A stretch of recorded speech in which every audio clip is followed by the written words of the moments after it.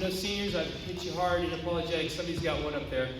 Any questions in response to this, and curiosities, concerns? Thank you, Esther. Real loud so I can hear. I'm sorry.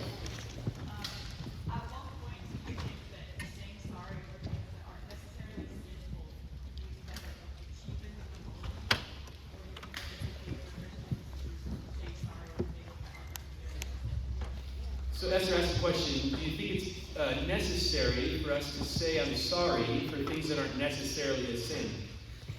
There's always exceptions, something that may not be a hard and fast sin, but maybe it's like, I did something that wasn't okay in that interaction. Absolutely.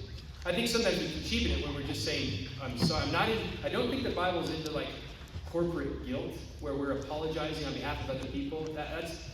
That's weak sauce. That's not a confession. Confession is when I have done something to someone else. And so there might be simple things that may not necessarily weigh as heavy sin, but it's like, okay, I'm at least at some level, I'm creating tension or static between me and another person. I need to just go clear the air.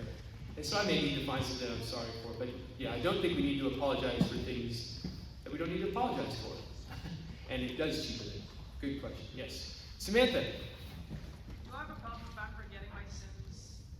Because I forget them all the time. Excellent question. Samantha said, do I have a problem if I'm forgetting my sins? Well, there's a couple ways that I would respond to that. One, the beauty of 1 John, if you remember, it says, two ways I want to respond to this, but it says, if we confess our sins, he is faithful and just to forgive us of our sins and cleanse us from all unrighteousness. Okay, that's a good promise to hold fast to. Now, I do think, too, sometimes in sanctification, as we walk, God reveals sins to ourselves. Like in my case, I genuinely, honestly, in my ignorance, didn't know I had sinned against my father-in-law. And it was revealed, and so, I just need to go back and clean that up. I was forgiven. It wasn't going to prevent me from going to heaven, but I needed to take care of that. And then thirdly, I think one thing that comes to mind to respond to that really quickly is in, sorry, I can't talk and find my, Psalm 139. Do you remember this? Psalm 139, David says, search me, O God, and know my heart. Try me and know my thoughts, and see if there be any grievous way in me, and lead me in the way of everlasting. If you're genuinely like, pretty sure there's something going on, and I'm not sure what it was, I forgot about it, pray that prayer. And then in faith, we believe that God will bring it to light by way of conviction of the Holy Spirit. Otherwise, walk in hope and freedom. Don't beat yourself up. Others. Yes, Ellen.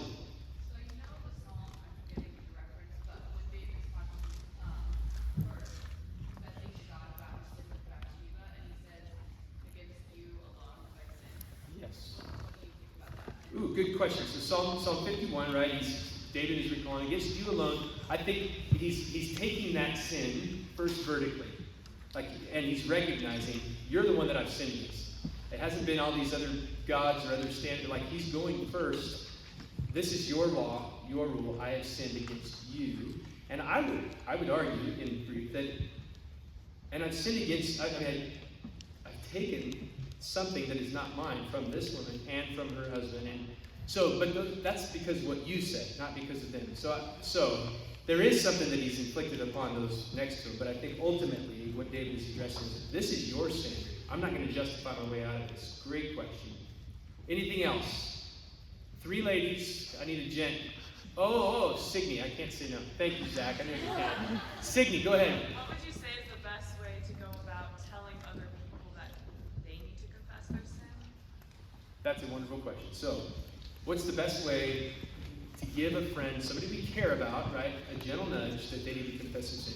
First protocol in all that is I'd say pray. Pray and ask the Lord to give you wisdom. Ask him to guide you into that, right? And then I would just follow Matthew 18. I would go in private with that person. Matthew 18 has kind of a criteria. With that person, and I would say, hey, I want you to know I'm approaching you. Let them know your intentions, and they ought to be, because you prayed and thought it through, in love and in correction. I'm just doing the job that God calls us to do because I care about you. Not to spite you, not because I think you're an idiot, not because I'm mad at you, And then just to let them know.